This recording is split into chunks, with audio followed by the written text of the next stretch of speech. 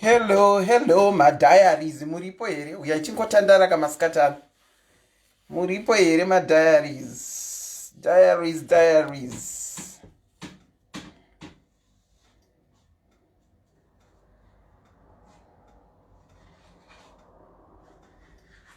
Hello, my diaries. It's Auntie Selina in the house. Come, tingotandara maskati anasi.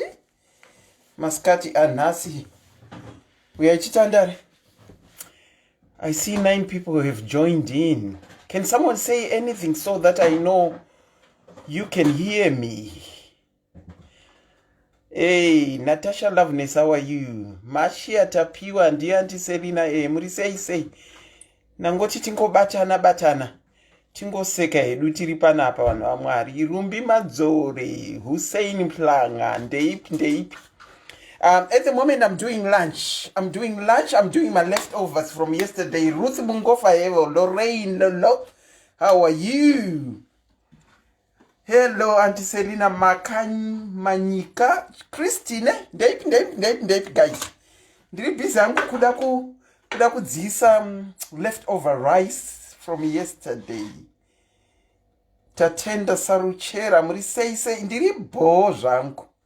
Naso uyaimbofarana Auntie Selina tongoita 45 minutes 1 hour tichisekesana tichitaura. Nyorai kuti muda kuti titaure nezveya. DD Maikuda Mazileba ndeipi. Deliwe Mkwena, Trish my Aliyah Nyachowi. Ndeipi. It's Auntie Selina in the house. Auntie Selina in the house. Ndeipi. Docas Hilda. Ndeipi. Guys.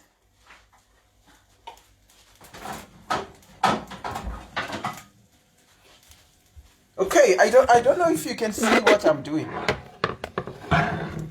Let me do it this way. Let me try and do it this way.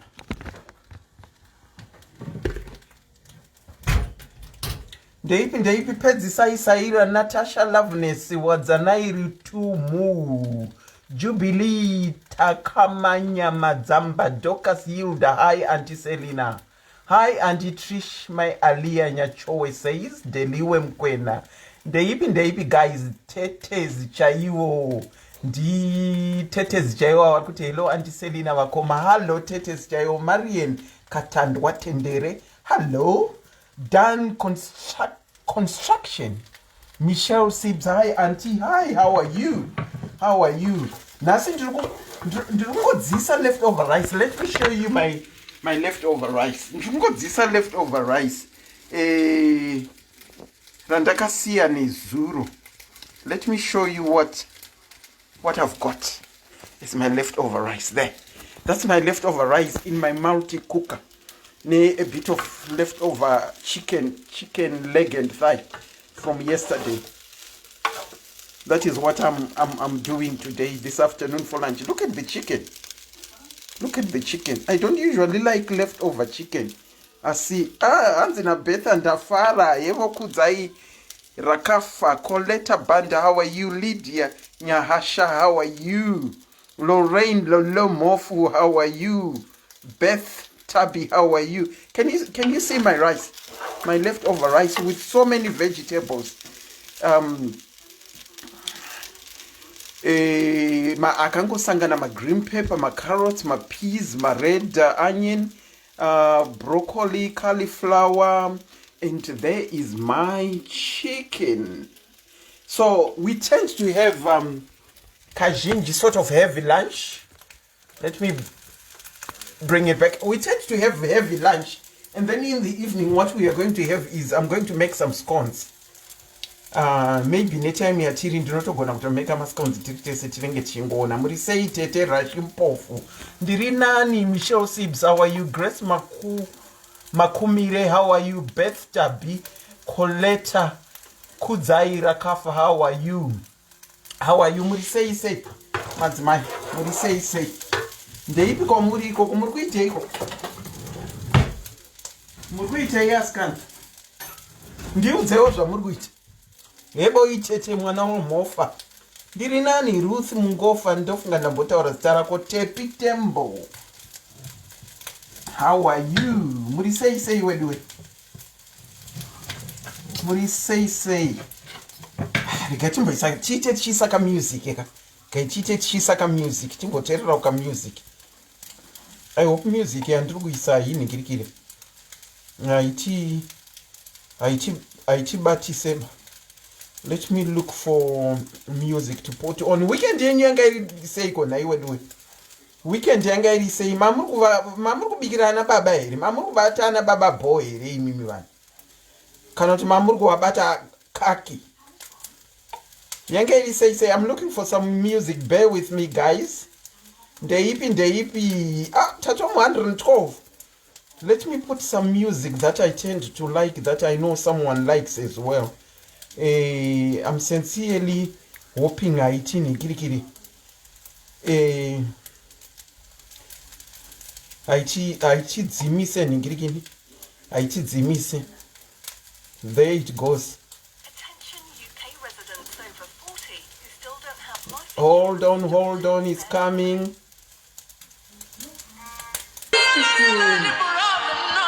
Let me speak to vakadzi vakarorwa, married women.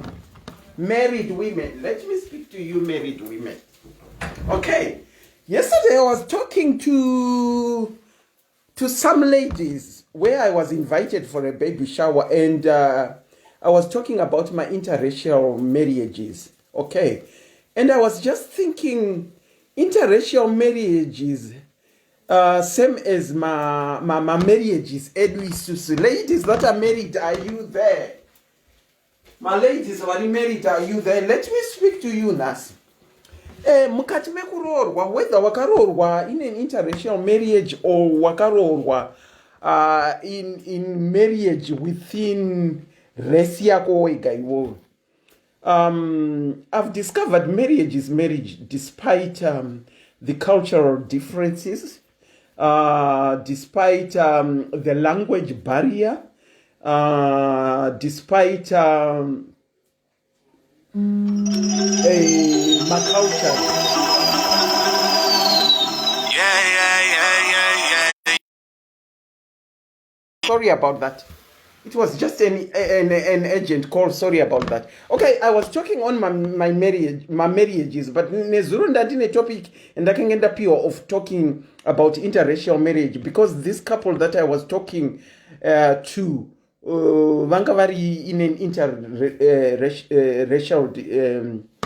relationship.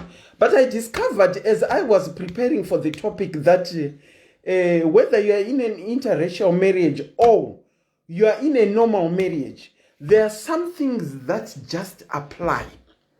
And the one thing that I saw for my relationships, both interracial and non, is marriage, you need to compromise for it to work. You need to compromise for it to work. Ukasango compromise a marriage yako cheteka ayi shandi. Why I say you need to compromise is, take for example, let me take an interracial marriage and I address an esuro.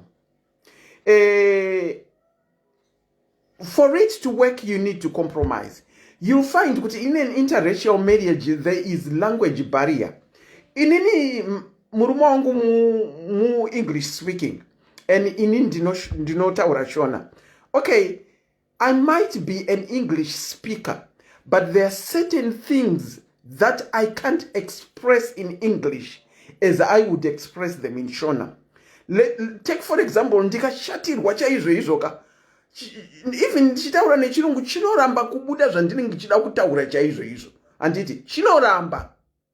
Because ndikange ndashatirwa ndichida kutaura neshona, zvinongoendeka zvega so zvinoda kutaurika. Zvinongobuda zvega zvotaurika. Whereas ndakuda kuexpressa nechirungu hazvibude. Saka that becomes a frustration, because you are wanting to express a certain thing, but it's not coming out as you would want it to be. Anditi ndo zvacho zvinonetsa izvozvo when it comes to language barrier. And then language barrier as well, you find kuti you might have a situation whereby one speaks the English and the other speaks, take for example, ndokoti munhu ari kubva ku India kana kuti munhu ari Ukraine kana Romania kana whatever. In some of those countries like ana Romania na ana Ukraine, they don't speak any English at all. They don't speak any English at all. Vakuita speak English. Not all of them, some of them, or most of them. Vakuita speak English because they are now coming into other countries that do speak English. Saka in that instance, you need to compromise. Language barrier, inogona kutoti marriage yenyu isa existe. Munogona kutorambana because iwo zvaunenge uchitaura ka nezvaari kunza haasi kunyatsozvinzwisisa nekuti hanzwe chirungu.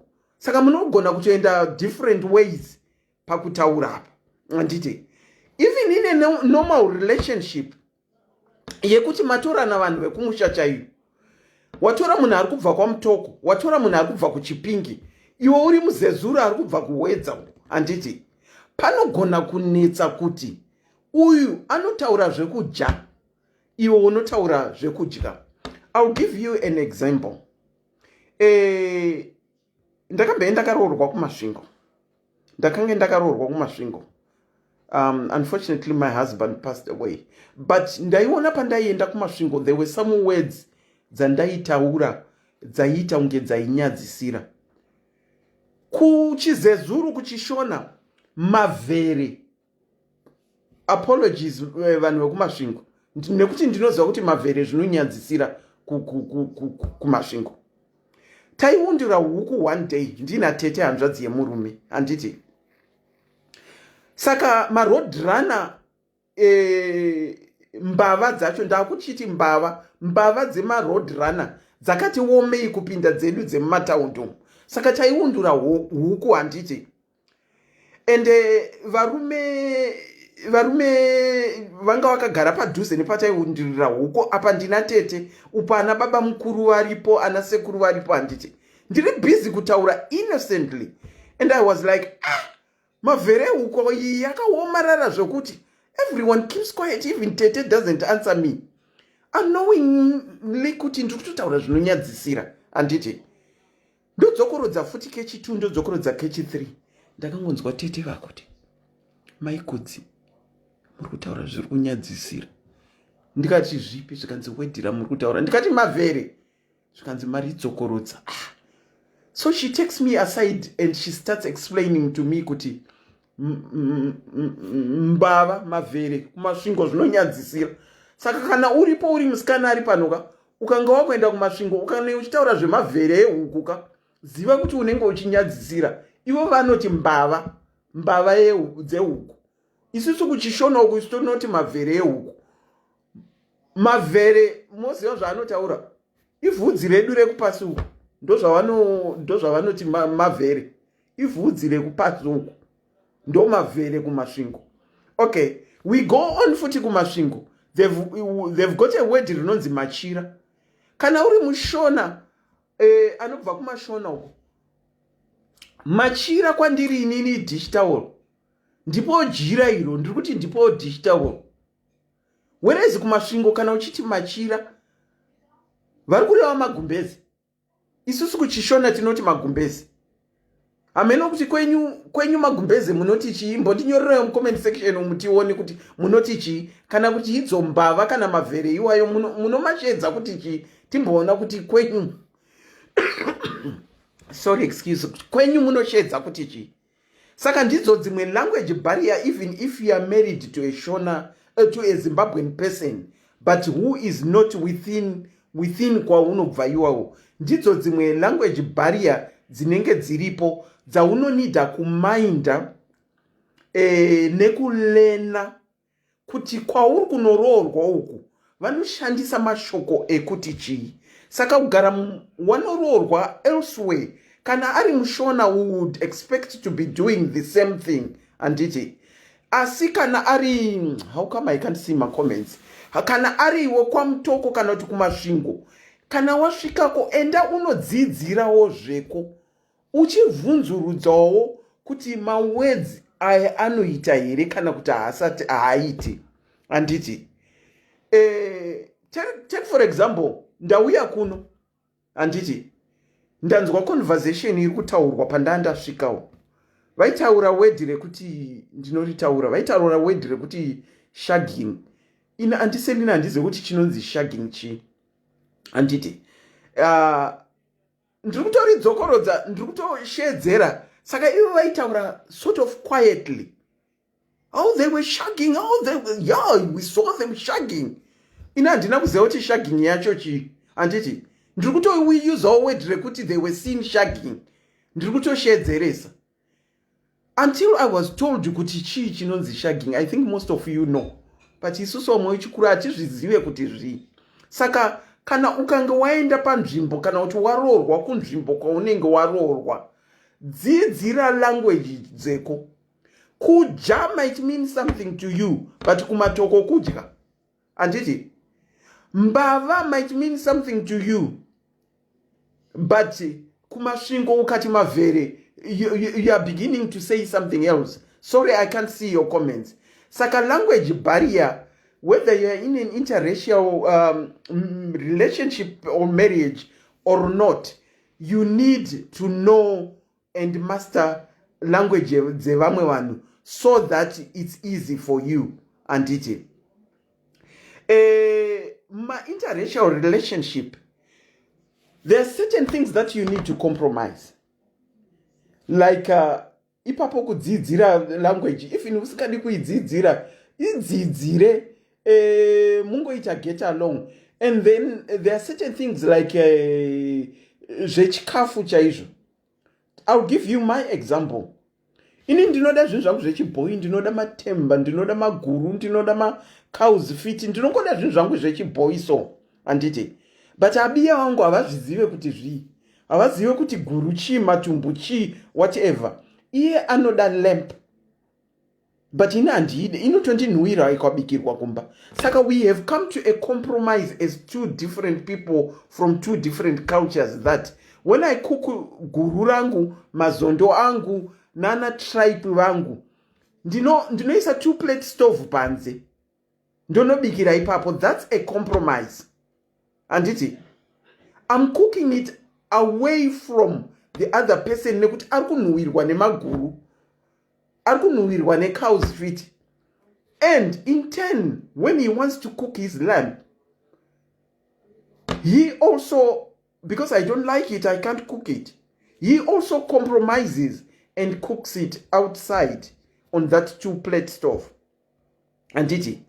Ndo inonzi compromise kana muri vanhu vaviri. Kana ndakaroorwa nemushona chaiye, murume wangu anenge aine kukudzwa kwaakaita kwaakabva. Handiti. Ininiwo ndine kukudzwa kwandakaita kwandakabva. Parenting yandakaona ichiitwa nevabereki vangu haizi riyo parenting yandichazoona kana tasangana ndane murume wangu. Saka even muri vashona mese, you need to compromise and take aboard what he has got and what she has got. You bring it together and you find a neutral ground to say kuti iwewe une zvako ini ndine zvangu, tikazvibatanidza tosangana pakati kuti toona kuti toparenta vana vedu sei, torana household yedu sei. Nekuti murume wako kazhinji anoita matraits ekuti kana ava nemba yake, zvaaiona baba vake vachiita, kazhinji ndo zvaanoita muupenyu. Inini zvandaiona mai vangu vachiita, kazhinji, not all the time, ndo zvandinoita muupenyu. Kana uri munhu ane nungo semunhu wemukadzi, kana uri munhu asingagone kubika, kazhinji semunhu wemukadzi, kana uri munhu asina kurongeka, kazhinji, not all the time, I repeat, not all the time, semunhu wemukadzi, cheka ma-settings e-background yako, utarise munhu akakukudza kana kuti mai vako vakakukudza. Kana uri mai vako vanga vakasina kungorongeka, zvinhu mba zvakangoita vhunyungu, likely my possibilities of you carrying that into your own married life is there. just like varume. Kana murume akakura achiona baba vake vari violent kuna amai, vasingagoni kutaura kana kuna amai, usually they see that as the right thing, to the extent that when they get into their own marriage, they carry that aboard into their own marriage and they start exhibiting ma violent tendencies iwayo mukati memarriage yavo. Saka zviri important futi izvozvo kuti kana tapinda mumarriage, iwo wakuunza utsvina hwawakaona mai vako vachiita, uyu akuunza kurova kwaakaona achiita, ningirikini, we come to a compromise yekuti tinohelpana. But paviolence, ndine dambudziko repaviolence. There is no justification to any violence. And zvinhu zvatisingakurudzire mukati memamarriages, to the extent that kana uchiri kupinda mumbaka uchiona munhu wako ari violent, whether it be a man or whether it be a woman, siya zvichiri padhuze. Siya zvichiri padhuze. Nekuti munhu ari violent, tinoti anogona kuchinja aenda through counseling, but so many a time zvinonetsa kuti munhu achinje. Ipapo futi ndine dambudziko rekuti kana uchiona muchiri musikana nemukomana, munhu wako, whether musikana wako kana mukomana wako ane ma-violent tendencies, atori ma-red flags iwayo, zvekuti ipapo hapana chekucompromise. Ipapo, to say the truth, when it comes to violence, hapana chekucompromise. Let me repeat, ipapo hapana chekucompromise. Tsvaga imwe relationship inofamba, handiti. Tichidzoka kucompromise uku, ma-interracial relationship ane ma-societal problems whereby unojudgwa zvokuti muchifamba muri tu unenge uchingodjudgwa. Inini I've gotten a situation whereby I've heard people talking kuti apa anenge akatsvaga mari chete. Ameno kuti vanhu vane mentality yekuti kana munhu ukasangana nemurungu uri kutsvaga mari. Aminoti vanhu vane mentality yekuti varungu vane mari stereki vakainzwa kupi. Mumwe akati iye anenge mudiki, murume anenge muhombe. Kujaja kwesociety kawo, murume anenge muhombe, iye anenge mudiki. Chakaona ipapo unenge uchingodjudgwa left, right and center.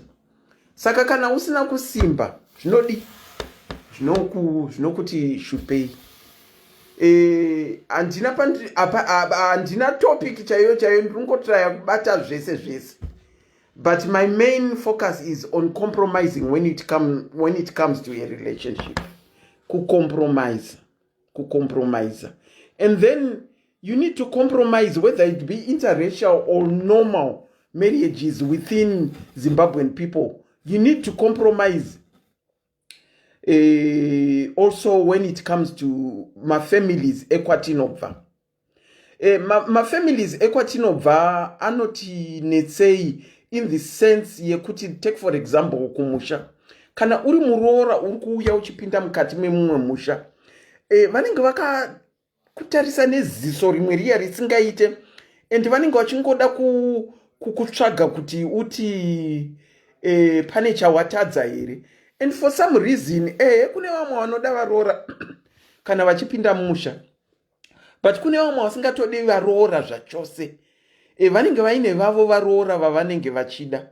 Saka ma-family judgments ariko that you have to be wary about. Whether uri kupinda mu same relationship nemunhu weculture yako, kana uri I know ku interracial iri worse.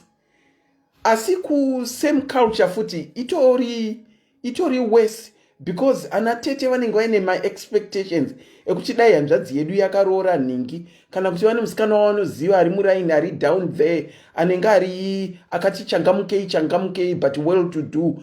Anatete vanenge vachingohopa kuti dai hanzvadzi yedu yakatora uyu.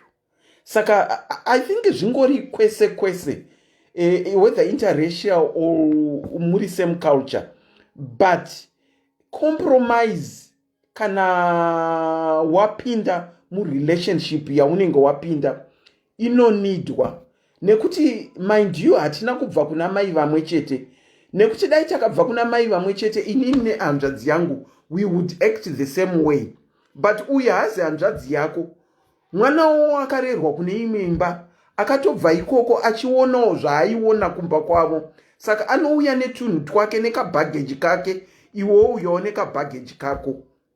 Anditi moda kusanganisa dzimwe nguva zvinoklasha, but if you learn to compromise as soon as you get into a relationship, it would work out. Sit down, shamwari ona, inini hangu izvi zvauri kuita ina handizvizivi, but I'm willing to learn. Anditi uyo to shamwari ona, izvi handizvizivo but I'm willing to learn, and then you meet halfway pane zvisingazikanwe nauyu nezvisingazikanwe nauyu, then you meet halfway, momepa way forward of how you want to do that particular thing.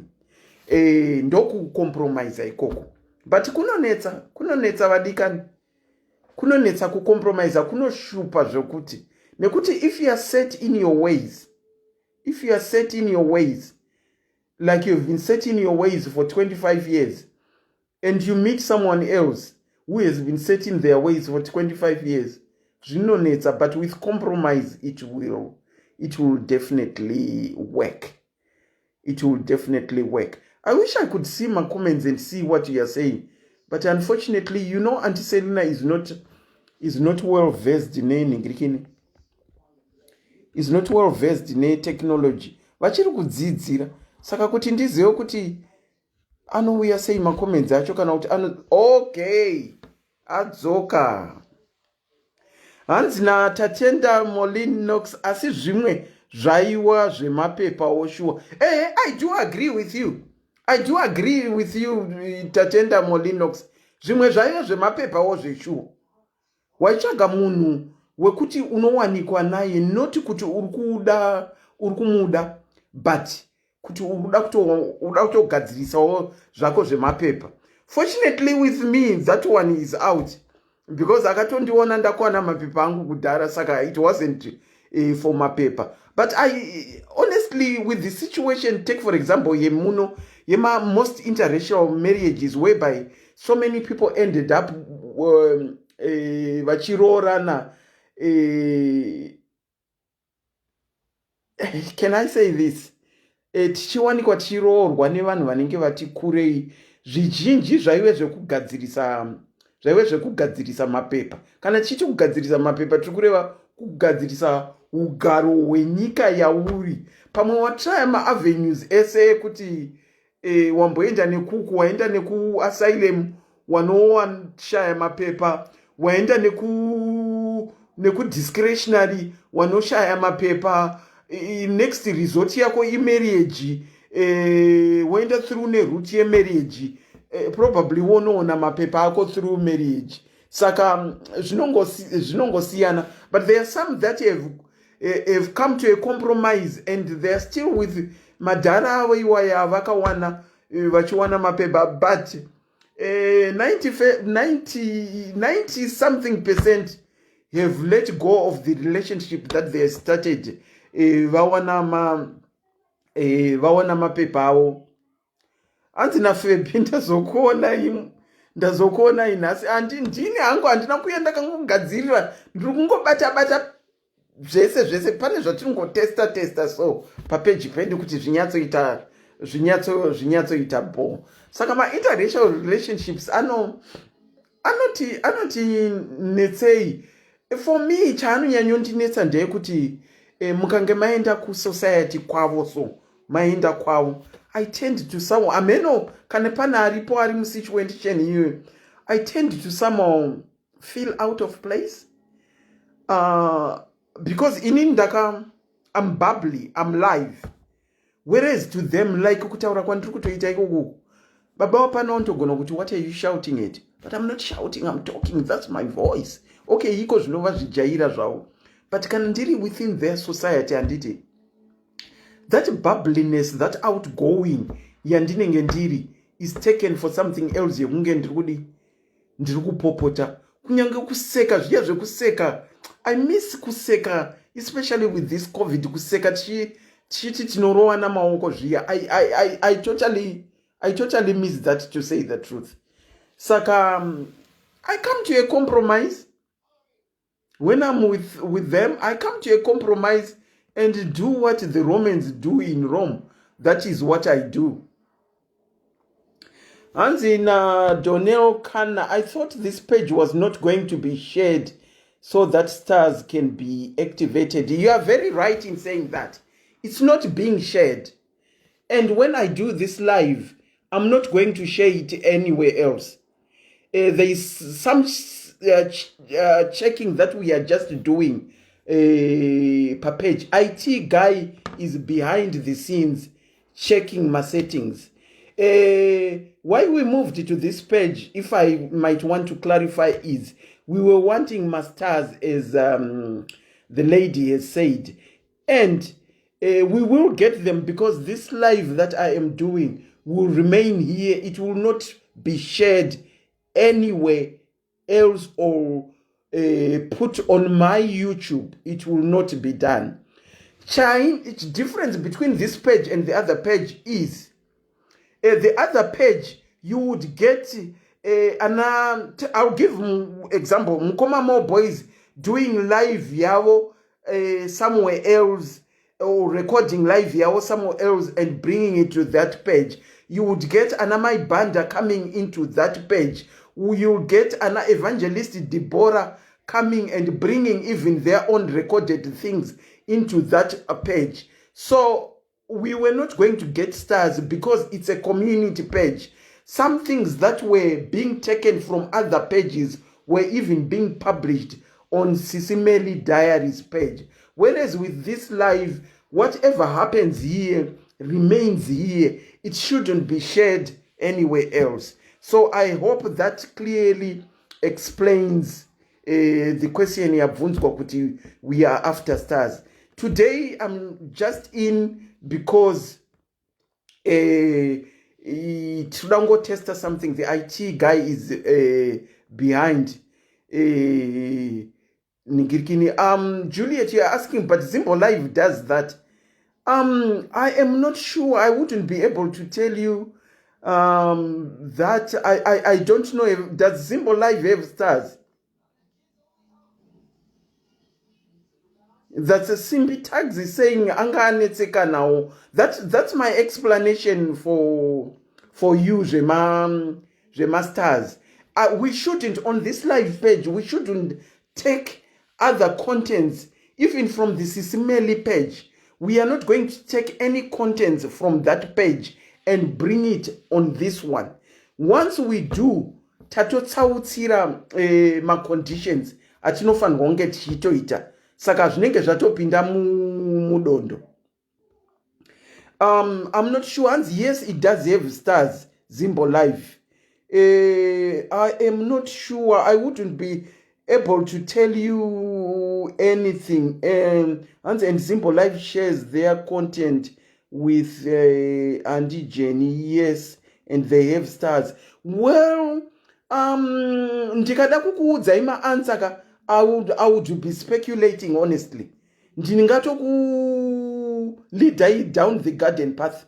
Those that know leading down the garden path, they know. I don't know. I can't say, hi Diana Moyo, how are you? But Truku Tester, we are testing and wanting to set our page right. That is why ndapinda pa live. Whilst I'm talking on that, let's remember Vari UK that send it to promo code 10 MELLY. Ndaishandisa namakuseni ndichida kungocheka zvandandida kucheka. zvakataurwa nache. Go on and use that promo code as many times as possible. You should be able to get a discount. If not, che vakati vanyorerei so that he will get in contact with, send it to Mr. Takwana so that will be rectified. Garden path ndeipi iyi kune ma-strawberries here. Tatenda, it's an English saying. It's an English saying. I'm leading you down the garden path. And it. So ndingopa example. Yekuti murku fimba na so andite. One of you has a very serious. Arungoda kutamba newe. And it has serious. Antone munhu waanoda uko. Saka pachirungu kanzwa ungoti I'm only leading you down the garden path.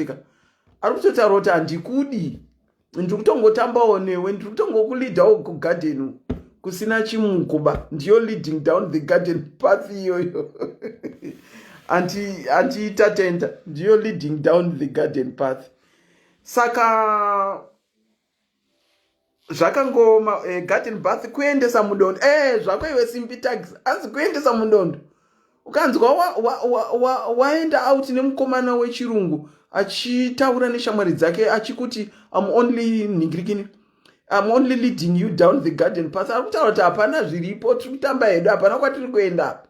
Saka ukanzwa zvayuzwa izvozvo wotoita weri kuti panapa ndiri kutambwa nenini. Pamwe anenge achingoda kungowana lula experience yelula nekuti isusu tinenge tinonzi tinogona. Iwo pane zvavanofila about isusu. Saka ukangoona mumwe achita leading you down the garden path but uchimupa lula ari kutamba newe. Anenge achitotamba newe, siyana naye, mhanya, run with your life and run away from them.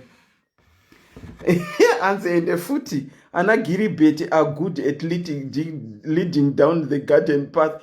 Vese kuchiboy kana kuchirungu vese they lead you down the garden path. You usingatoziva kuti uri lead down the garden path. But whilst I say that, you ought to pick my red flags whether you are being led down the garden path or not. Ariko, but many a time we have got a tendency of ignoring my red flags. Anenge aripo. Nekuti mukomana nditanga kukushauta muchiri mukomana nemusikana kana kukurowa mbama. That's a red flag. Mukomana asirina kureruka paruoko apa. I hope you know what I'm talking about. Asina kungoreruka paruoko. Even kukutengera chocolate chaiyo. Kana muri in a relationship, it doesn't have to be a big thing that yaunotengerwa. Chika chocolate chaiko kana ngouyo neka mint sweet kekuti ndakufunga handina hangu asi ndangouya kuti ndikupeka. That's a red flag. Munhu ane timetable yekuti kana muchidanana anoningirira. Ane certain time yekuti iwo haufanirwa kufona. 10 o'clock uchafanirwa kundifonera nekuti ndinenge ndadzima foni yangu handiti. That's a red flag. Kana ari mukomana chaiye anodzima foni kuti zvidii. Anodzima foni kuti zvidii other than kana aine mukadzi. 10 o'clock kana dzachaya hauchakwanise kufona. Nekuti anenge ane mukadzi wake aripo ari present. Therefore his phone does not need to be on. Saka it's a red flag yekukudza kuti kumba uku kune ningirikini. Kune munhu ariko. It's a red flag. Ukaona mukomana waunoti madanana for some time and hakuintroduce kuna anyone wokuti hama yake chaiyoka, that's a red flag. Itori red flag iyoyo. Saka ma red flags akawandisa ekuti upike. Wokuti unonorakidzwa sekuru vekuningirikini vekumaraini vekuseri vasitorina kana ukama naye. Itori red flag iyoyo. Kubasa kwaka hautombokuzivi kuti anoshanda kubasa kupi. Anenge achingodhoja hakuudze zvinhu zviri straight. Ma red flag akawandisa, but wedu rudo zvarinoitawo tinongopinda.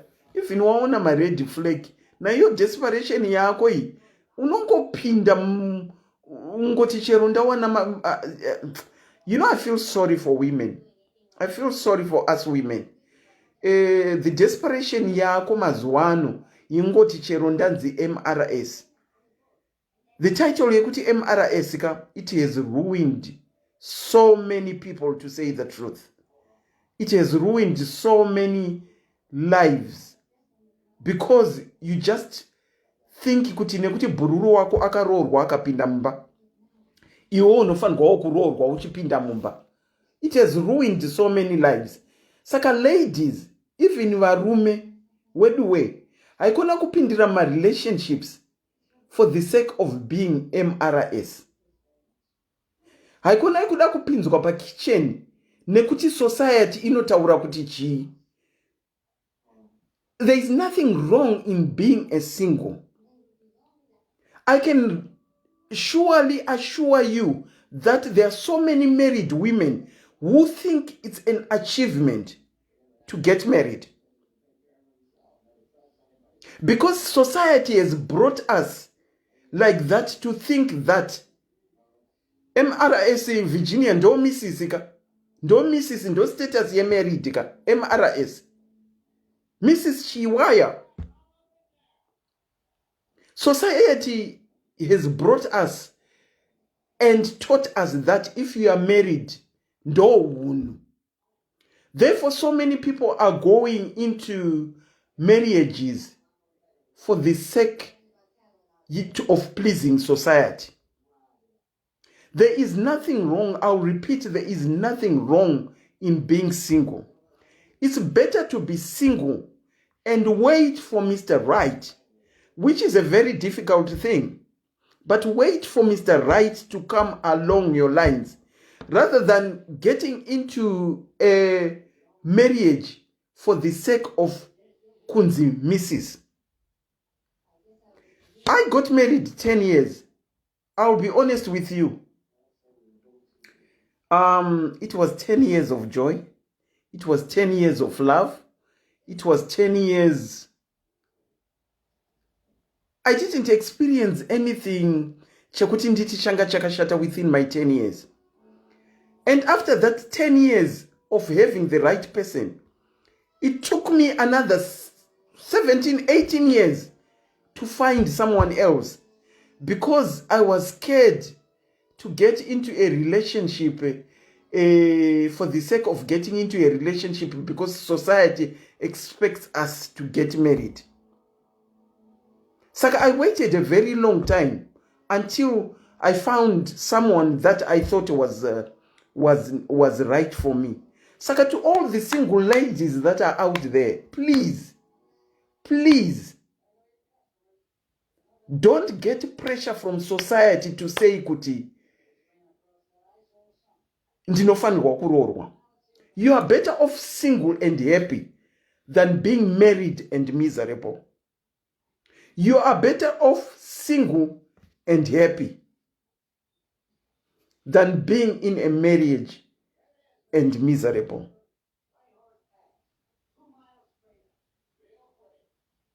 I'll repeat it the third time.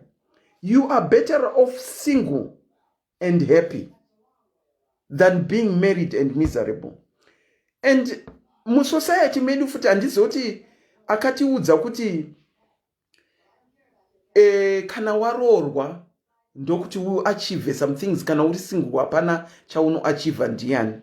And I'm saddened by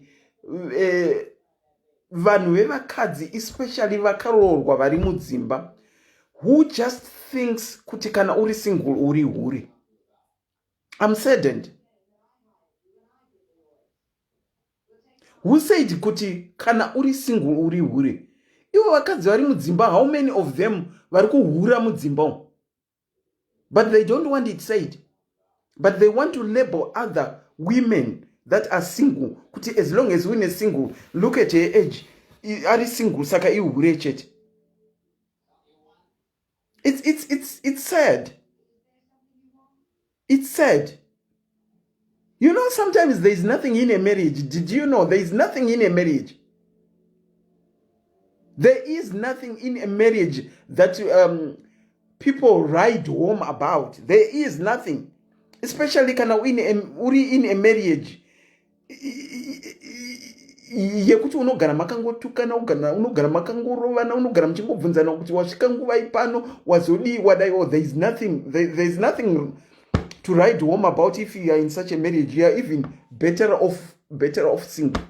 Saka madzimai isusu, let's learn from now kuti kuva single hachizi chitema. Kuva single hazvireve kuti uri hure. Uye kuva single hazvireve kuti you can't make it in life. It also saddens me when we are doing my lives and you get people that are in abusive relationship that don't want to seem to get out of their abusive relationships because vanoti havazive pekutangira. It saddens me. Probably because vanonidawo someone anovabatsira kuwana pekutangira. What if that husband of yours dies? I'll give an example of myself. 10 years into my marriage, my husband passed away. 10 years into my marriage. And it took time for me to figure out what to do. Anditi, ndinoda kutaurira vanhu ava vanoti havazive pekutangira. Ndakange ndafirwa ipapo. Haachisipo zvachose. Haasisipo munhu. Ndafirwa. I had to figure out what to do next because he was no longer around. And sometimes even wafirwa kana kuti uri mu abusive relationship, munhu wemukadzi, if you don't take risks in life, you will never make it. If you are not a risk taker, you will never make it at all. I had to take a risk.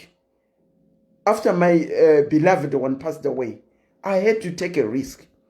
I took a risk of using Maria kange Sara yandakange ndasara nayo. Ndikauya kuno kumuna 2002. I used that money kuti nditenge ticket rekuti ndiuye kuno. That was a risk. You know why I say that was a risk? Dai ndaka deportwa, of which nearly happened. I would have gone back to 0.00 kumusha. That is why I say that was a risk. Hi Hilda Nyakabau, how are you? That was a risk for me. The last of the money that I had is what I bought a ticket to come here. Mazuwa iwayo pandakauya kwanga kusati kwane mavisa. Ndakauya muna June, visa richitanga muna November. Saka I took a risk of coming here. I want to encourage someone who is in an abusive relationship. Who is in an abusive relationship. Anoti ndinotangira papi. Ndakange ndafirwa. Ndakawana somewhere pekutangira. Ndakateka a risk. Saka someone who is out there who is thinking kuti ndinotangira papi. You need to take risks. And as Auntie Tenda Molini is saying, you need to be creative. You need to be creative. Do you know kuti kuramba tiri ma abusive relationship unenge uchizvitsvinyigira padoo. Ende kuzvitsvinyigira padoo kunorwadza. What I mean by kuzvitsvinyigira padoo is kana kuti kuzvivharira kuseri kwedoo. Let's say I am inside anditi ndiri mukati muno. And the door, ndere wood, totally, I can't see anything. In my kitchen, I've got a partly glass and partly wood at the bottom. And it. Ndiri mukati muno member.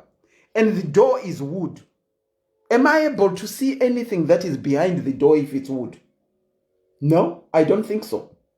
Unless I open the door and get outside, I will be able to see what's behind the door. Anditi. Kana ndiri mukati handioni. Kana ndabuda ndinoona. So to those that are in an abusive relationship, anditi, what I'm encouraging you is, do not delay in getting out of that door to see what is outside. Wakagarira kuti ndinodii.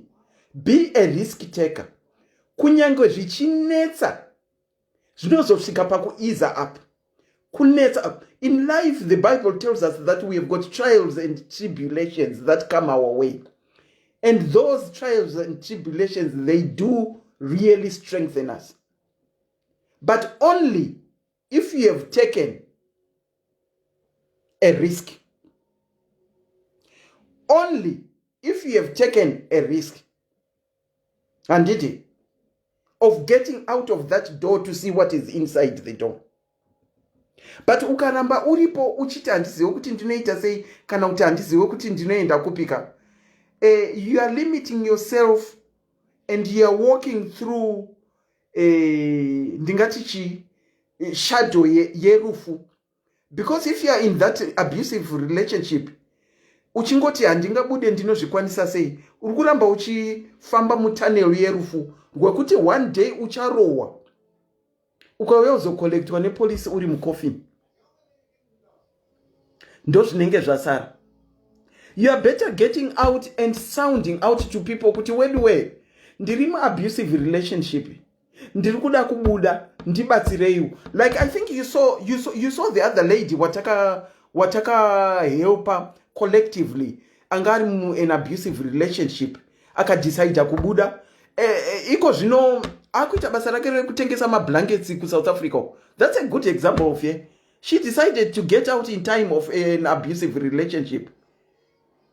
Saka madzimai kana muri pano kana uine waunoziva ari abusive relationship, haikona kurambira urimo nekuti anyway hauna kubarwa mumba mumwe chete nemurume wauda kurambira wakagara. Hauna kubarwa mumba mumwe chete, anotona mai vake nababa wako munhu wauda kurambira wakagara. Unless you become a risk taker, it's not easy. It's not easy.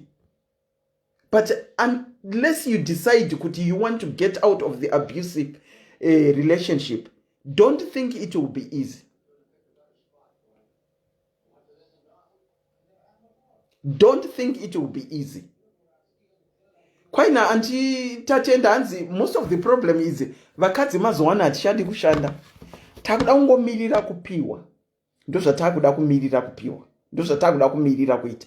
Takuda kungomirira kupiwa. Anditi Bible rinotaura kuti murume ndiye musoro wemba uye ndiye provider. Asi ukaenda kuna Proverbs chapter 31. Ukaenda kuna Proverbs chapter 31. Inokudza zvinofanirwa kunge zvichiitwa nemukadzi. Inokudza azvinambonzi mukadzi anofanirwa kugara nekuti murume ndiye provider wemba. Azvinambobvira zvakanzi kwaro. Ndo zvatinofamba tichinyeperana. Ndo zvatinofamba tichinyeperana kuti murume ka anofanirwa kunge achindiningirikira, anofanirwa kunge achi. It's not easy. It's not easy getting out of an abusive relationship. It's not easy. And you have to be ready for my consequences ekutambura once you get out. But just staying in is applying kuti ubude wa mcoffin. Okay, I was talking about kuti varume ma providers edu vanofanirwa kunge vachiti provider, vanofanirwa kunge vachitishandira. Asi ukaenda kuna ningirikini kuna Proverbs chapter 31 inotaura ma characters of a noble wife.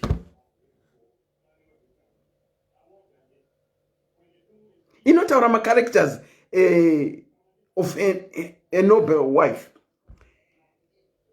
Inotaura kuti unofanirwa kunge uchi mu verse 24 she makes linen garments and sells them.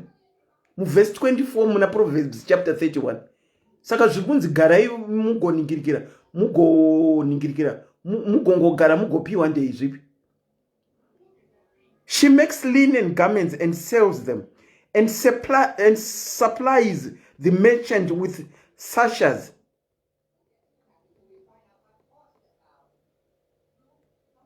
Hazvina kunzi gara wakamirira kuzopiwa because the husband is a provider. Hanzi itawo utengese kusaidi. Murume achi provider. Itawo utengese kusaidi. She makes. That's one of the characteristics of a noble wife. She makes garments and sells them.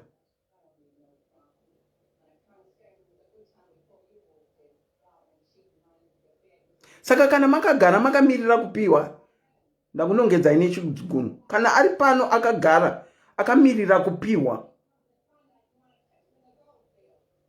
it's time you stood up and become a noble wife or a noble single woman. If you are a single woman, wina someone wawina kana blessa wawina, you don't just wait for that. Although andizvikurudzire izvozvo, do something chekuside chaunoita iwewe semunhu wemukadzi. You know, whilst I'm talking of that, I'm thinking vakadzi vasina chavanoita vanomirira kupiwa. Saka munomirira kukumbira mari yepedhi futi netamponi. Munomirira kukumbira mari yepedhi netamponi.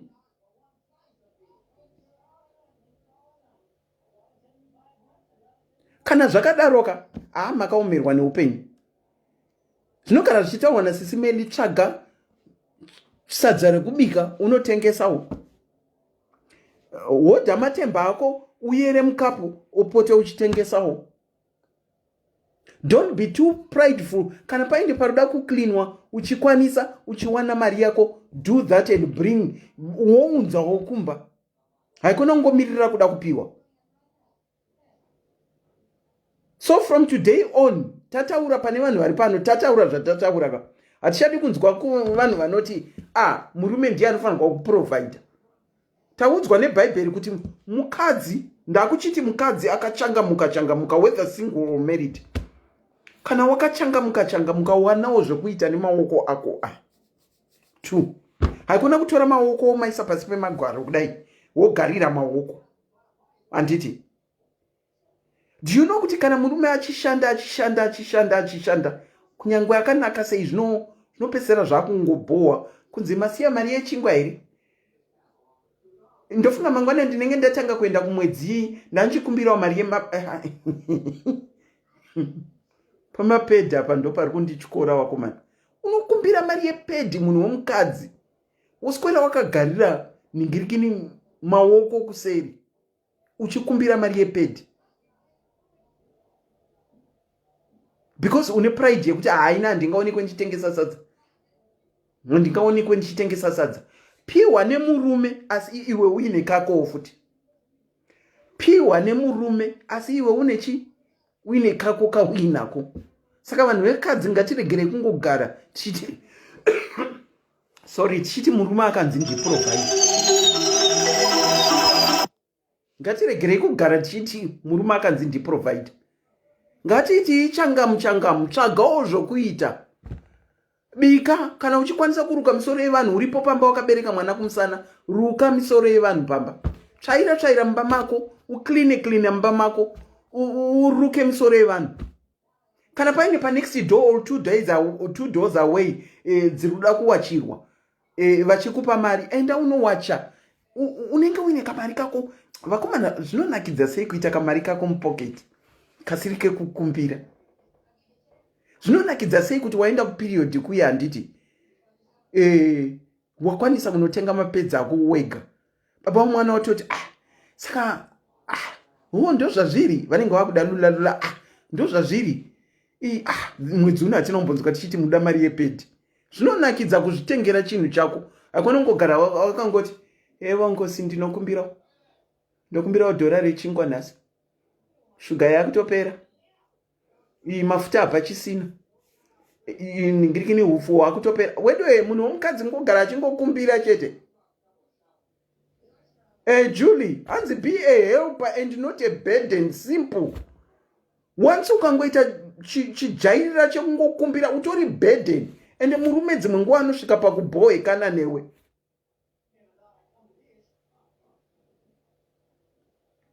Munhu unongogara uchiti ndipeiwo wakutoita kunge munhu ari mustreet anongogara akangodaiwo ruoko. Ndipeiwo mari yemapedhi, ndipeiwo mari yechingwa, ndipeiwo nekugadzirwa musoro chaiyo. Unokumbira mari yekugadzirwa musoro asi uri kuswera wakagara pamba. For that matter uri kuswera wakagara pamba. Ngatiregerei kudaro wedu madzimai, ngatiregerei kudaro. Ngatiwonei zvekuita. Kana tiri mu abusive relationship buda, zvinombooma stereki kana wabuda. And I can assure you zvinooma zvokuti dzimwe nguva unotofunga kuti zvino chandakabudira, asi iwewe stay focused, nekuti haurambe wakaomerwa neupenyu. Saunda kuti wedwe hamuna kumira zvakanaka umo, hakunongogara uri ndipeiwo, ndipeiwo, ndipeiwo, ndipeiwo haina chimuko. Honestly, ndipeiwo haina chimuko. Madzimai, ngatitaurirane chokwadi. Kana uine mumwe munhu waunoziva kana kuti waunotamba naye ane syndrome yendipeiwo, handizive kuti iwewe ndo zvauriwo, because chirungu chinoti birds of the same feather flock together. If you move with lions that roar, you roar as well. If you move with dogs that bark, you bark as well. Saka even mumarriage mako mauri shamwari dzako dzaunotamba ndiana ndipeiwo here, nekuti kana vari ana ndipeiwo vachauya vachiti indatopiwa, ndatozokumbira, iwo uchatoona unge it's the right thing to be doing. Uchatangawo kuti ndipeiwo, kana kusina kupiwa woti kwana ningirikini, kwana cheri, murume wacheri anomupa 1, kana kuti murume wamele anomupa 1, kweni wangu ndiye anondinyimei. Saka ziva even shamwari dzekutamba nadzo. Uye kana uine shamwari iri in abused relationship, ende iwo wakangogaritsa uchingoti zvakaoma wedwe, watoenda kune vamwe vanoti Auntie Selina vanorohwa wedwe, vanorohwa zvekurohwa, vanorohwa zvekurohwa. Iwe unenge uri kupi pavanenge vachirohwa? Handina kuti pindira mudzimba mevanhu, but be a whistleblower wo anotsvaga kukunotaura kuti mukadzi ari papa anenge asina kunyatsogadzikana, ndinongonzwa mhere every time. Be another woman's keeper by looking at them kuti chii chiri kuitika. Ukamona ane blue black eye, kunyange usikadi kutaura, be a whistleblower. Unoenda kunzvimbo dzemadzimai kuti wedwe panumber 4284 dai mambo ndinonditarisirawo kuti ina hangu handisi kuda kuzikanwa kuti mukadzi wepo agere sei. Nekuti just imagine, you know kuti pane mumwe munhu ari abusive relationship and you ignore and you keep quiet. Handisi kuti pindira, I said, and you don't whistleblow. Just imagine kumuka uchinzi mukadzi uyo pa next door anzi akarohwa nemurume akafa. How do you feel? Hana yako haikurove.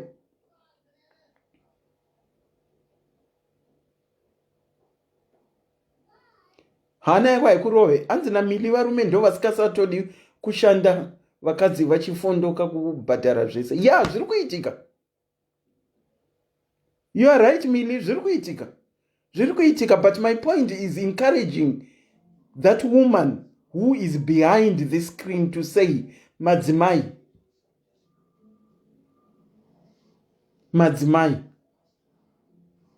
even usiri in an abused relationship, sorry, I've got a bit of a cough. Uri in a normal relationship, it could of fire. Don't just sit on your hands and do nothing and wait to be given. Find something to do, lest God forbid,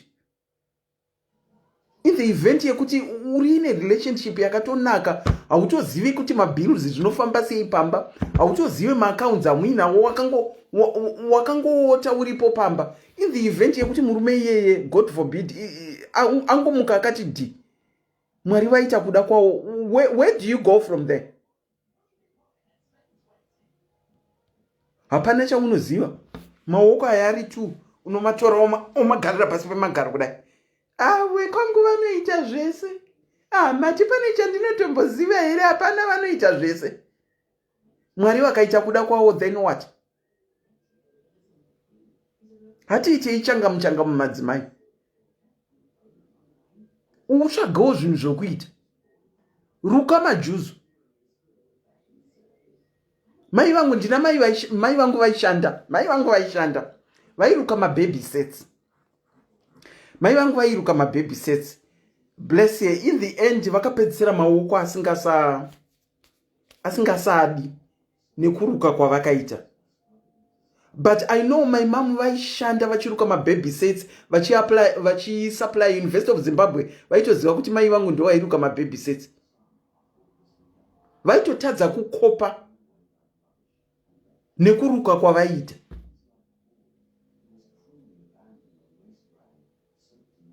Saka iva mukadzi akadaro, hakuna mukadzi anongomirira kupiwa chete, kana kuti mukadzi anongomirira kuningirikira. Ndingati kuita sei, kumirira kupiwa kana kumirira kukumbira. And then tine vamwe vakadzi wedu mablessa. Zviri kumbodiko kumablessa uko? Zviri kumbodii?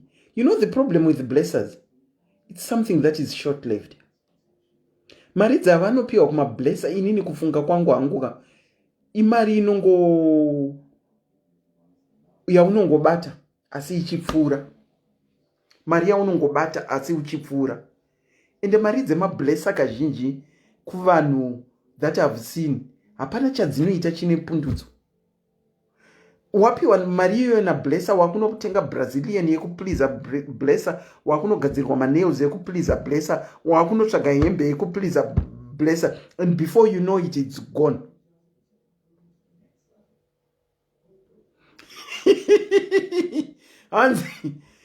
Hanzi nanachu akafa tinopiwa mari life insurance. Ko kana asina life insurance, varume vangani vane life insurance nainacho?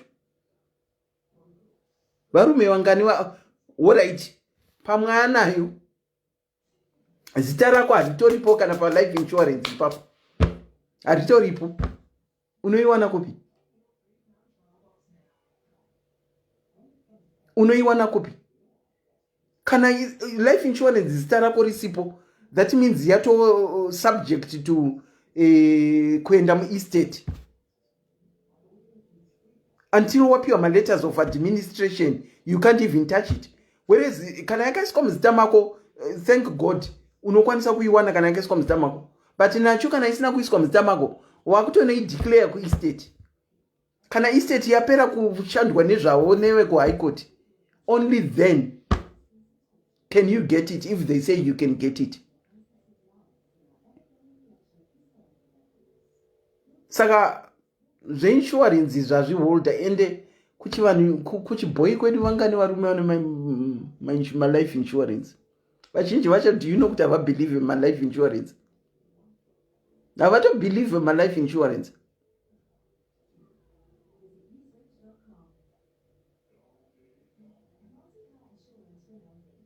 Make sure you have declared zvinhu zviri correct. Kwa ikoti kunonetsa ukwedu. Kunonetsa, unonodeclare onzi ma-under declare. Ndakadeclare imba zvikanzi ma-under declare. Tikutumira masurveyor kuti aningirikire. Ende ndakanga nda-under declare. Ndapiwa advice. Motikari chaiyo ndakanzi maka-under declare. Ndakainyora kuti nani rana. Ndakanyora kuti nani rana. Ndapiwa advice kuti nyora kuti nani rana. Ndakanyora kuti nani rana. Vakauya vakacheka. Saka zvimwe zvinhu zvatinofunga kuti tinoningirikira, tinopiwa izvika izvi, zvinonetsa munhu gara wakangozvishandira, haikona kumirira zvekuda kupiwa. In the event yekuti he is no more, une pako pekutangira. Process yehigh court ichiitika, akomanaka unosara uri pa 0.00. Process yehigh court ichiitika, you can't get any money. Haukwanise kuwana mari process. Vakamboenda through ma processes high court estate, vanozviziva. It's a difficult situation. Meanwhile, une vana vari kuda kudya, iwe wakanga wakamirira kuti ndinopiwa zvichabva kuestate, and it doesn't come easy. Then what happens? Ngatingochangamukai madzimai, ingotsvaga zvako zvekuita, so that when he is no more, or wambonzi tarambana, whilst you are in the process of kuisa those in place, une zvako zvaunofola on. vakomana zvinongonakidzawo kuti wanzi famba une motikari yako yakamira panza, unopinda motikari mako uchingofamba. Hazvishamisi kurambwa kana kurambana, hachizi chinoshamisa, hachizi chinhu chinoshamisa. And there is nothing wrong, I repeat, there is nothing wrong in being a single woman. Saka ngatiregerei kudzikisana pasi semadzimai tichiti nekuti uri married therefore ndiwe une kadzati. Madzimai arimo ari married muri kutowanikawo vamwe vari kutsautsira vachienda kunze kunotsvaga kunyatsoserviswa kwakanaka. Ngatinzwiranei urombo kunyange munhu ari single. Hazvireve kuti ihure. Ndakaita 17 years ndiri single. Zvaisareva kuti ndiri hure.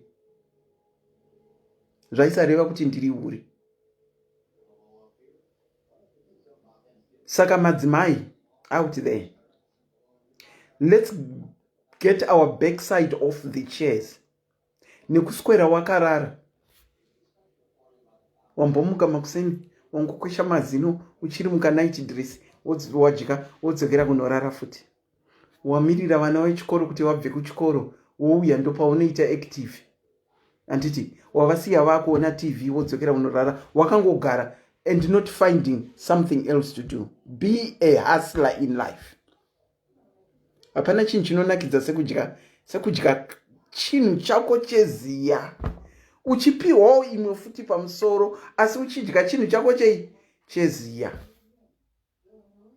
Auntie Selina wangobata kubva meno kwavatanga topic yavo, ikanopindana nezvimwe, yapedzisira yana nezvimwe. But thank you so much. Imi mamuri pa comment section ndimi manga muchingondibatsira. Saka be a sister's keeper. I'm encouraging people to be a sister's keeper. Look at the flock ya uri kufloka nayo.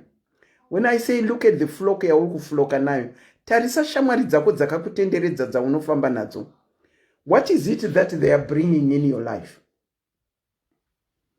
Ishamwari here dzekungoti munongoita basa rekugosipa. Ishamwari dzinokuudza kuti kune madhiri ari kuitikawo here, ngatimhanyei takadai. Ishamwari yekuti kana yaona zviri kuitika haitodi kana kushare newe here, inongokeep to themselves, wona ivo vakungoraiza. Ishamwari inokusimudzirawo here kana uri down kana kuti uri low. Inini hangu ndo shamwari dzangu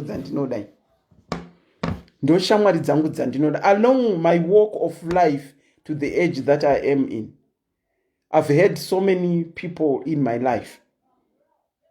And so many people have gotten out of my life as well.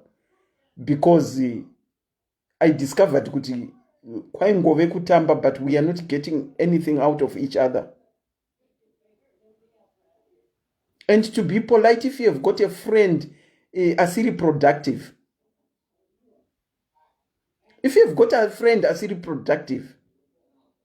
withdraw slowly from that friend.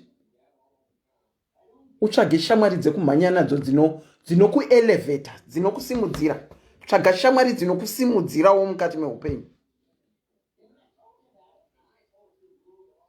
Hakwene kuita shamwari inongo I've got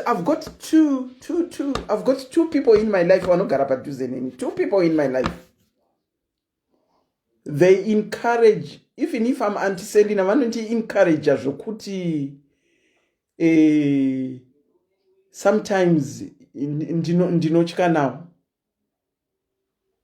Inini naturally, when it comes to education, inini education takadai on. Tiri two different ways. Education inenge ichienda kwairi, inini ndinenge ndichienda kwangu. Naturally, God has gifted me with the gift of maoko, of kushandisa maoko andidi. I love my cooking. As I said in one program, ndaitombobikira tuma functions kushandisa maoko, although I've really slowed down. And then how I got 5 O levels, including English language up to today, I don't know. how I got 5 O levels handizivi nekuti ini education mazvinzwa kuti takati tandi handiti. And then when I came to this country, I never considered doing anything. Handiti nekuti ndine ningo dzechikoro. And these 2 friends encouraged me kuti handipadi kudzokera kuchikoro manoita zvakati zvikati. Ndikakuudzai kuti ndakadzokera kuchikoro muna 20 musandiseki handiti. Ndakadzokera kuchikoro muna 2016. Ndikakuudzai kuti I've been doing maths since 2016. Ndakazopasa muna 2020. Musandiseki, asi ndakapasawo. Antima ameno ndakafoira kanga.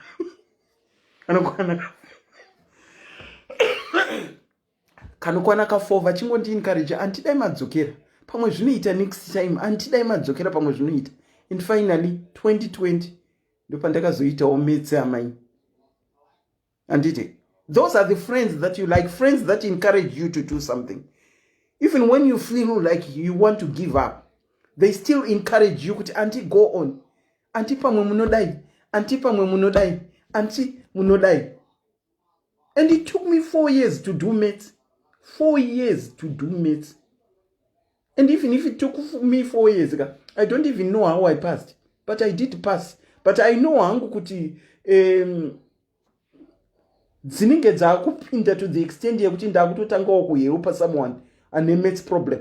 Those that are in the England group, you should know that pani time yatakamboita yekuti ingokandai maths tingoonesana kuti zvinenge zvichifamba sei.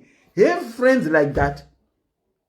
Have friends vanokuudza kuti kwakati chakati chiri kuita unotryawo.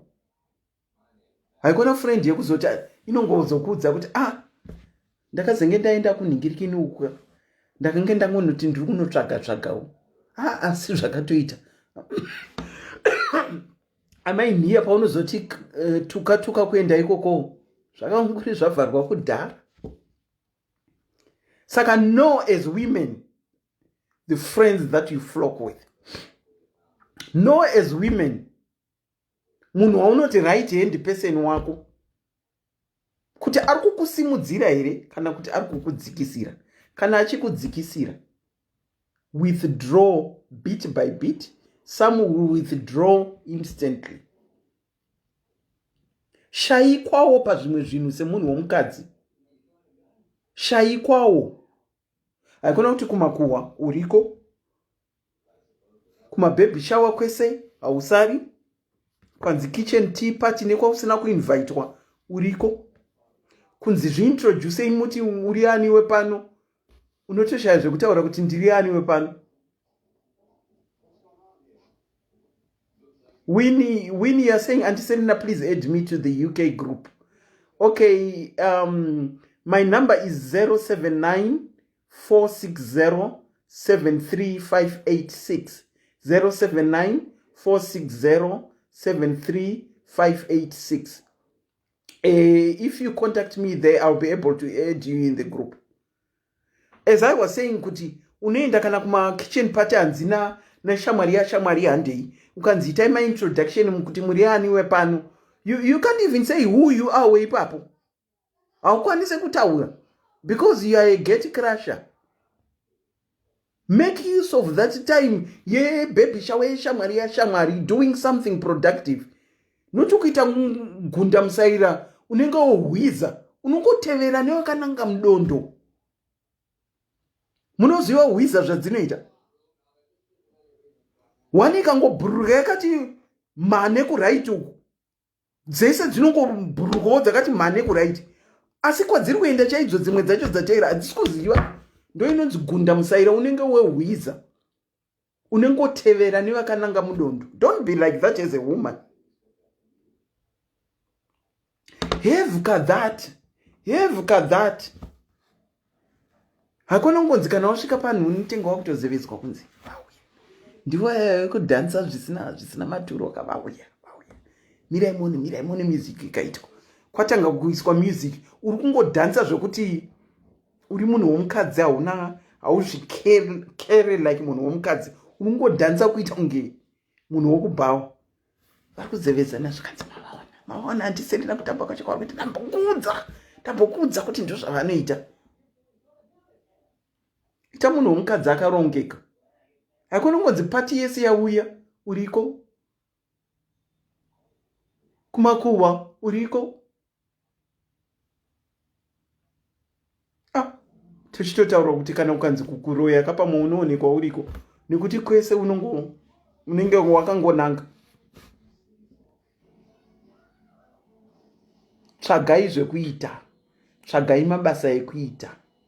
Hakuenda kuita mukadzi anongoswera ari pamba, anomirira kuti kana baba vakuuya ndipo paanobuda oenda kunogeza. Madzimai, I repeat again, kana muri abusive relationship, please find it in your heart to get out. As I said, my trials and tribulations will be there. But kune pundutso at the end of the door. Ukasa decided to take that risk of getting out of the door, you won't know what's behind the door until you get out. Dzinowanikwa piko shamwari dzakadaro. Dzinowanikwa. If you make the right move of finding the right people, you will get the friends. But most of us, we have got a tendency of having friends for the sake of having friends because we don't want to be alone.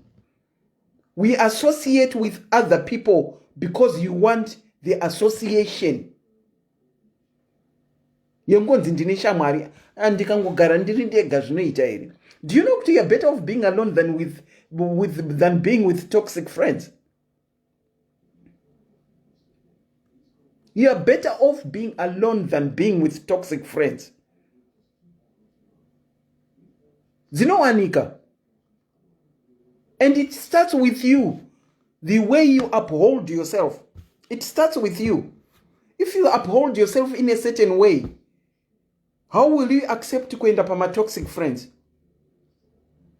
Kana ininda decide kuti ina handiri zvemakuhwa.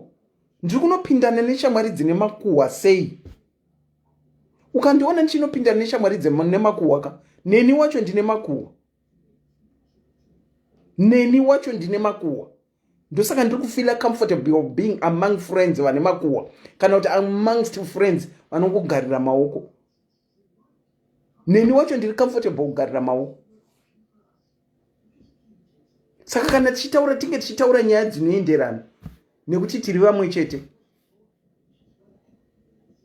Anditi kitsi ingagotaure chine nenhingirikini.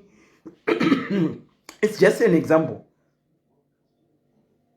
Ukaisa kiti nembwa apo ka, you actually see kuti there is a difference between a dog and a cat. The way a dog does its things are totally different from the way that a dog does its thing. Dog and cat, they are two totally different. Saka kana iwo uchinoona uchinopfekera pavanhu vemakuhwa ka, it means you are comfortable nemakuhwa. Because kana usiri comfortable nemakuhwa, you will withdraw from those friends. Once you discover kuti ava ndevo makuhwa chetawo, you will withdraw. But if you see yourself uchiramba wakagara muvanhu vane makuhwa, uri kutozvisekerera. Iyo nyaya yemakuhwa rega ndimbokudzai zvakamboitika rimwe gore. Nyaya yemakuhwa. Vakomana ndakambobvunzwa makuhwa nemukadzi nemurume ini. Ndakambobvunzwa makuhwa, iyo nyaya yemakuhwa iyoyi. That was the point that I started saying to myself, it's not everyone who is your friend. It's not everyone you should associate with. Zvakamboitika rimwe gore ndichatanga kupinda muEngland anditi pataurwa nyaya. Na iyo nyaya kungodairira nyaya dzisiri dzako idzi. Ungoti waonawo paFacebook vari kutukana newowo wapo pakutukana uchinodairira nyaya dzisiri dzako. Paweekend apa ndaiona hangu samuwana akadairira nyaya isiri yake. My God, it turned bitter for her. Instead of people concentrating on the story that had been said nemunhu akanga anyora, vakatanga kubata iye. Vakatanga kubata iye neumbavha hwake. Ndo wakatanga kubata netunhu twavanoziva about it. Saka haikona ungokwana pese kunyange even mucomment section imomo mune vanhu vari kushaudhana. Haikona ungokwana pese. zvinogara zvichitaurwa naSIS MELLY kuti kana maona zvamaona vanhu vachishaudzana ikoko, haikona kungokwana muchinhingirikira muchiivhini muchindidhifenda. Siyai vari kushaudha vashaute, nekuti iwewo kukwana kwako kwauri kutoita wakutowedzera mhiripiri ipapo. Saka zvakamboitika rimwe gore ndichatanga kupinda muEngland, tiri pagroup takamira. It was a group of us. Sorry, and we were just talking. I so happened kupindirawo ndichi Clarice Munemo. Hi Clarice Munemo chivandire. Hi, how are you? I so happened kupindirawo pamakuwa kapari kutaurwa makuwa. Auntie Selina varipo pamakuwa ipapa. Anditi I didn't keep quiet, but I chose kupindirawo ndichitoti kana neni ndakazviona kuti ndo zvavanotoita.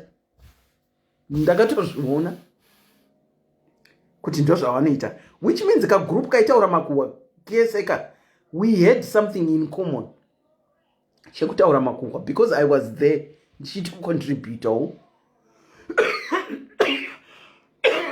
sorry, nekudairira kwandakaita ndakatocontributawo. Handina kudairira kuti asikanaka hadzizi nyaya dzedu hatisiyani nadzo, asi ndakatodairira ndichitocontributawo.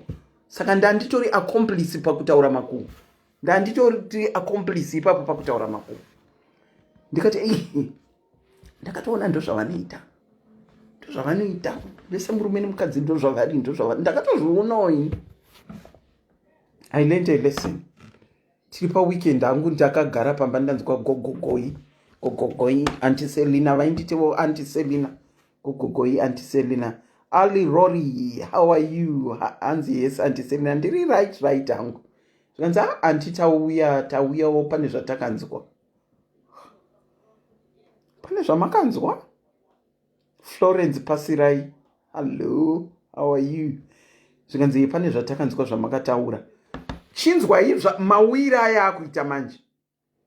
Yakuuya sekuti pamakuwa paya tiri pakagroup, yakuuya sekuti inini ndindakataura makuwa, and yet inini ndakangojoinirawo ndikabhesera ndikatokomenta kuti ndo zvandakanzwa kuti ndo zvavanoita. Andite zvikanzi mukadzi nemurume married, mukadzi nemurume takanzwa kuti ndimakataura kuti muchiti handichataura hangu zvinhu zvacho muchiti zvikanzi ndakataura, ndikati ndakataura.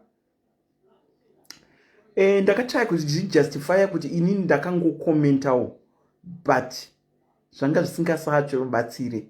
The damage had already been done. Munoziva nyadzi dzinokunda rufu. They concluded kuti ndindakange ndakazvitaura. Even if I tried to justify myself kuti handizirini, ndakangoenda up ndatora the blame kuti ndikangoti ndine hurombo. That is where I learned my lesson, and I started to change the people that I move around with. Nyadzi dzinokunda rufu to the extent yekuti ndakazosangana nawo pamashops murume nemukadzi uyu. Wedwe unenge wachatati pasindimedzi unonyara. Mukadzi mukuru akaita senisa Auntie Selina ndakubvunzwa makuwa nevana vadiki murume nemukadzi. Unonyara zvekuti unoti pasindimedzi. Ndosaka ndiri kuti inini kana uchiona panotaurwa makuwa, distance yourself, withdraw yourself from panotaurwa makuwa. Ukaona pane kutaurwa zvisingavake, suduruka. Usazonzi Auntie Selina kana kuti Auntie Tatenda kana kuti Auntie Sandra vanga varipo. Usazonzi wanga uripo. Withdraw yourself kuzvimwe zvinhu zviri toxic. Unotenga watozvibatsira zveshuwo. Because if you continuously engage in nyaya dzemakuhwaka, one day uchaita blue black aiwaro nyaya dzemakuhwa. Dziripa vari kutukana paFacebook apa uripo, newo urimo uri kutuka. Zvamunoona kana uchiraita comment apa munoziva kuti vanhu vanenge vachiona.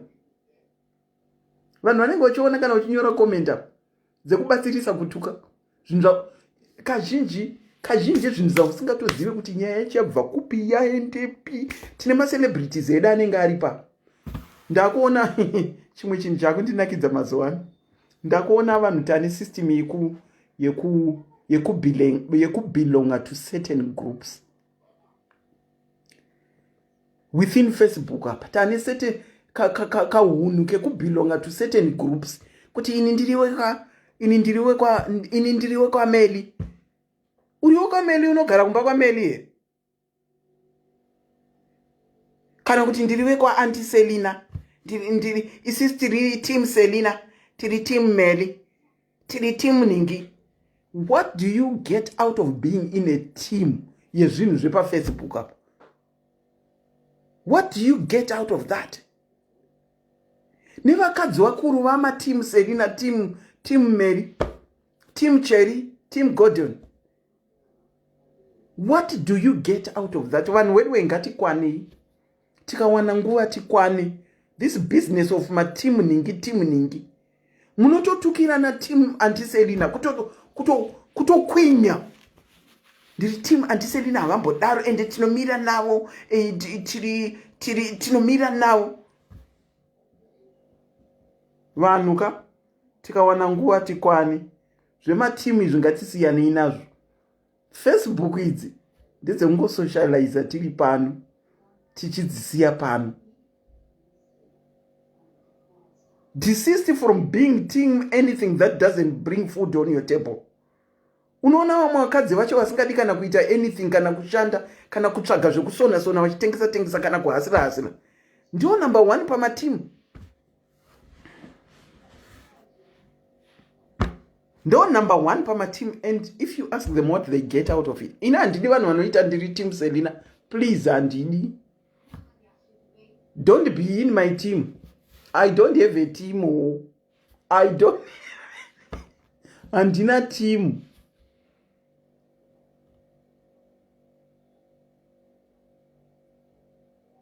Dzimwe nguva kana uchikomenta pacomment section apa nyara, tanga wafunga usati wareleasa that release button yecomment yauri kunyora.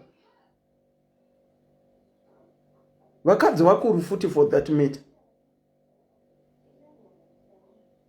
Ndisine system yekukomenta zvimwe zvinhu zvekuti unotarisa wobvunza kuti saka Auntie Selina ndo wakomenta comment iyi, saka zviri kumbofamba sei? Let's desist that.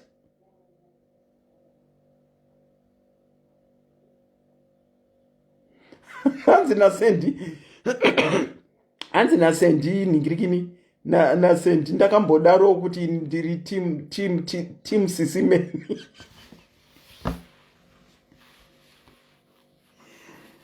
Okay, vamwandawo zvematimu, but kana wakuita ndiri timu Ningi, chitarisawo timu rauri kupinda kuti rine pundutso here. Timu Ningi wauri kubacka up ane pundutso here? Are they bringing something on the table? Are they doing something chiri productive? Are they doing something chiri tangible chekuti chinooneka kuti timu yauri kuti ndiri timu Ningi yakamira sei? Kana ingori timu yekushaudha vanhu kana ngofamba vanhu, kana why you want to be associated with someone who is vulgar, especially ndiri mukadzi mukuru, with someone who is vulgar, with someone anongogara achingotaura zvinyadzi, with someone anongogara. Why you want to be associated with that team? Why?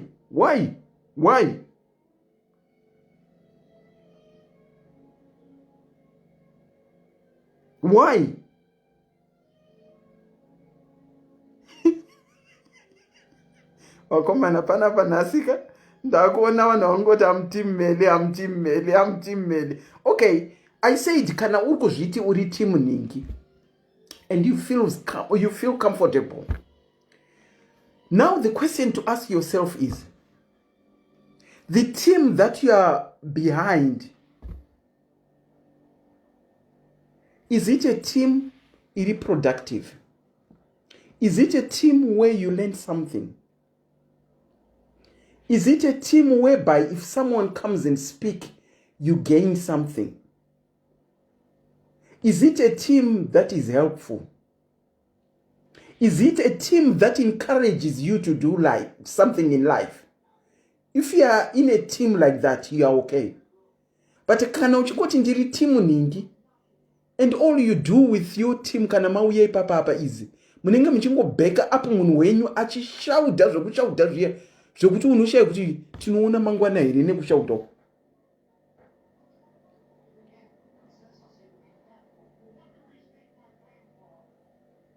Yanzi nafebi chinende komedi kune pundutso. Saka yematimu handiiwini.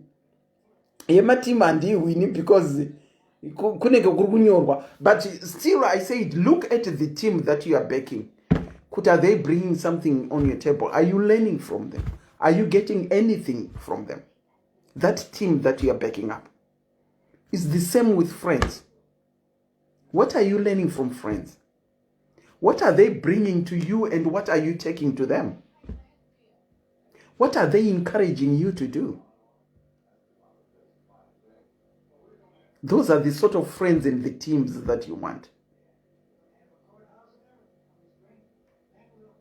Those are the teams that you should run with if you decide to be team someone. Vanhu vaMwari ngatiwanirwe nyasha. Ngatiwanirwe nyasha pazvinhu zvatinochoose in life. And today I hope I've encouraged some woman who is, for example, in an abusive relationship, that it's high time you start thinking of leaving and finding out what is behind the door. I'm encouraging someone who has got friends, but their friends are, they are not good friends. It's high time you revised your friends and look for friends vanovaka. Madzimai vari mudzimba, hapana chakashata kuva mudzimba, zvinodadisa fani. Let's stop labeling other people, especially single women that are not in marriages kuti mahure. Vaskana vari kuita zvemablesa. I want to encourage someone. What are you getting out of your blesser? Is it from the right hand that you get and it goes out through the left hand? What are you getting out of your blessers? Are you making use of what you are getting from your blesser to build something for your future? Or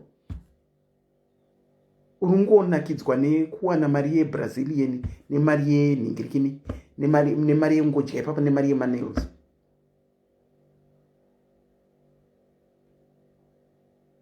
I think kutaura kwese kwataitaka,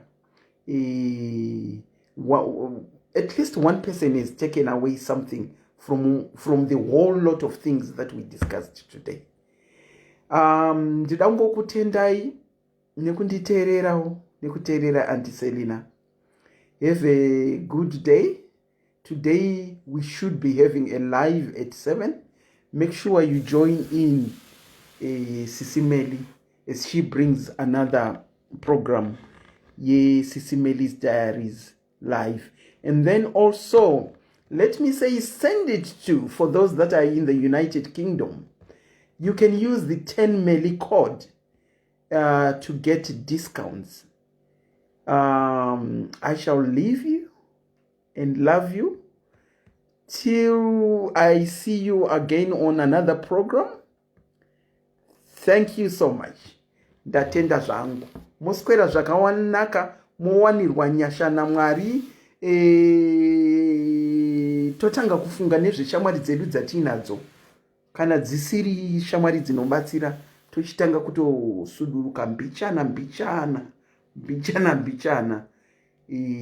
Tatenda. Thank you so much, everyone. Bye.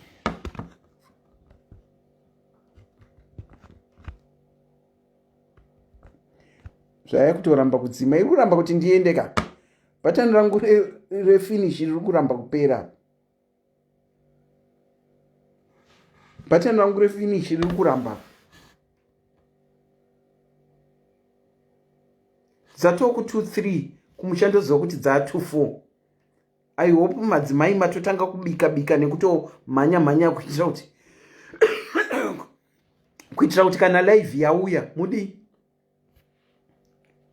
munge makagadzirira, ikona kuti baba vanobva kubasa makagara makangodaiwo tiri pano tese, tabva futi moramba makagara musingamhanye mhanye. Munhu womukadzi ndiye anomhanya mhanya kunotanga kukurunga kunotanga kubika bika, so that kana vauya unotenga watowadzisira mvura, wowapawo mvura, wowapawo kapi yetii, kuitira kuti kana wazogara paSIS MELLY's Diaries hamuclashe.